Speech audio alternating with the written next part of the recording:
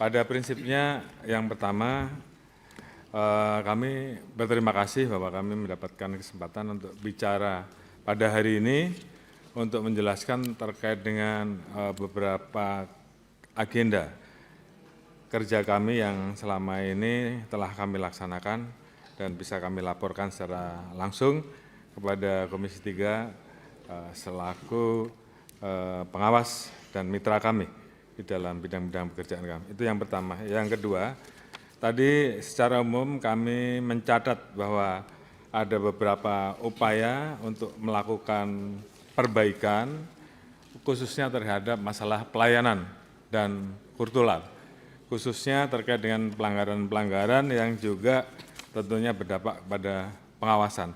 Tadi sudah kami jelaskan bahwa khusus terkait dengan masalah kultural, Polri tentunya telah melakukan berbagai macam upaya untuk mempersiapkan perubahan, mulai dari perbaikan dari doktrin sampai dengan bagaimana kita meningkatkan pengawasan, dan tentunya pengawasan ini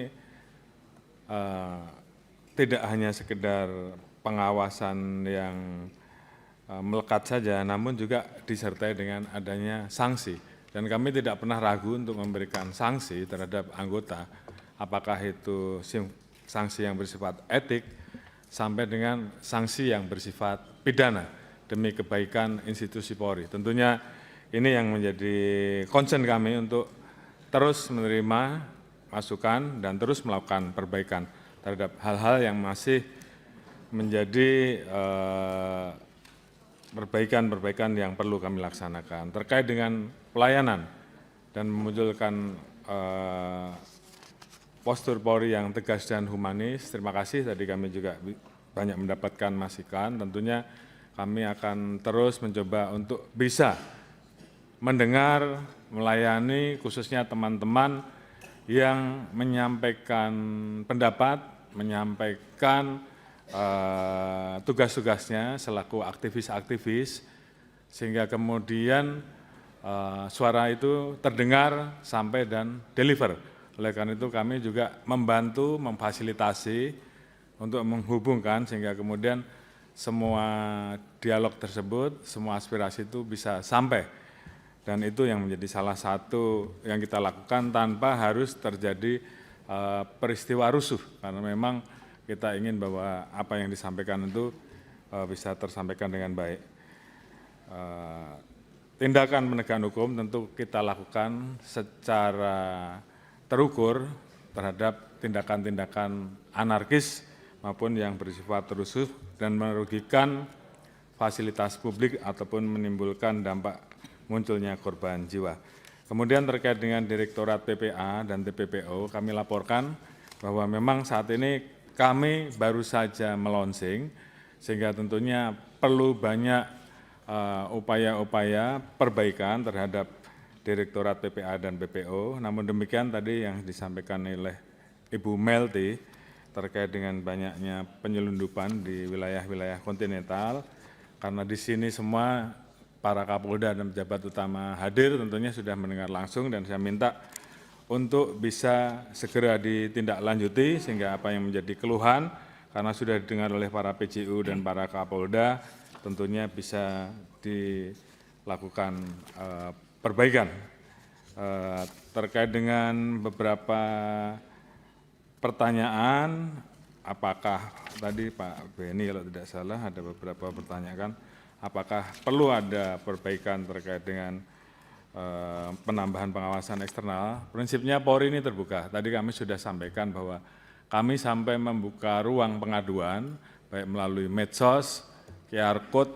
Kalau Bapak Ibu mungkin masuk ke hotel, di situ ada QR Code-nya Propam, sehingga masyarakat bisa melapor setiap saat terkait dengan pelanggaran yang terjadi. Dan kita ada whistleblower system, artinya orang yang memberikan laporan itu kita lindungi. Itu bagian dari upaya kita untuk terus melakukan perbaikan terhadap institusi Polri.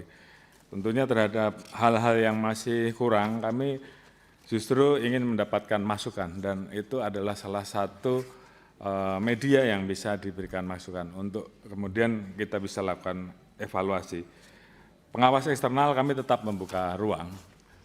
Karena memang kita ingin bahwa Polri ini betul-betul menjadi institusi yang tidak anti kritik, institusi yang terus melakukan perbaikan, baik di sisi reformasi, di bidang kultural dan sebagainya. Terus kemudian tadi ada pertanyaan terkait dengan komite internal dan komite percepatan reformasi yang dibentuk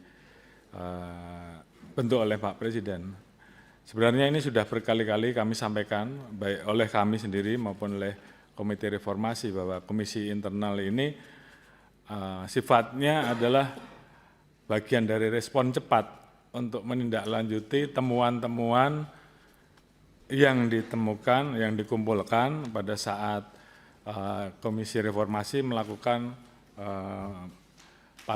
mengumpulkan partisipasi publik terhadap hal-hal yang bisa langsung dieksekusi, karena itu menyangkut aspek instrumental, aspek kultural maupun perbaikan-perbaikan, maka kita langsung melakukan perbaikan sehingga tidak perlu menunggu waktu yang terlalu lama.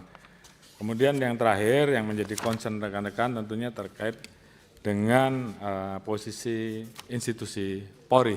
Tentunya kami sangat berterima kasih atas dukungan dari seluruh mitra yang menempatkan Polri tetap di bawah Presiden, karena ini adalah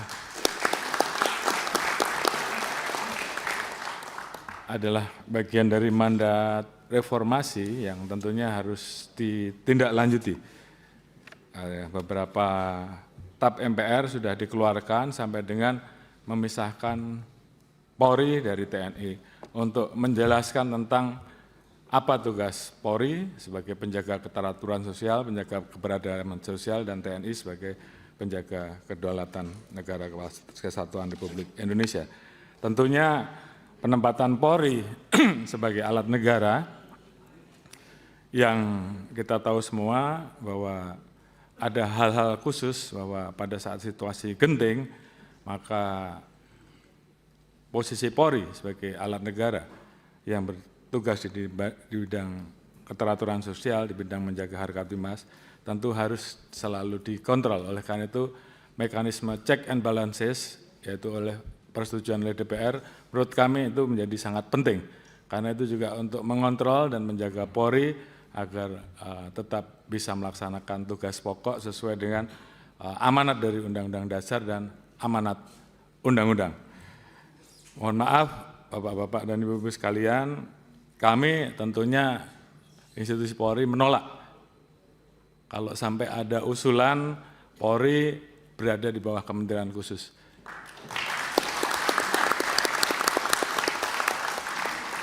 Karena bagi kami, posisi institusi Polri seperti saat ini adalah posisi yang sangat ideal. Kita bisa menjadi alat negara yang betul-betul memberikan pelayanan kepada masyarakat di bidang harkamtibmas, di bidang hukum, di bidang pelindungan, pelayanan. Di satu sisi kita betul-betul bisa berada langsung di bawah Bapak Presiden, sehingga pada saat Presiden membutuhkan kami, maka kami bisa bergerak tanpa harus ada kementerian-kementerian yang kemudian tidak mau, ini menimbulkan potensi matahari kembar menurut saya. Jadi kalau tadi saya harus memilih karena beberapa kali ada yang menyampaikan Kapolri sudah 5 tahun, kalau saya harus memilih, dan kemarin sudah saya sampaikan, bahkan ada beberapa orang yang menyampaikan ke saya lewat WA bahwa mau enggak Pak Kapolri jadi Menteri Kepolisian. Dalam hal ini saya tegaskan bahwa di hadapan Bapak-Bapak dan Ibu-Ibu sekalian dan seluruh jajaran bahwa saya menolak polisi di bawah kementerian.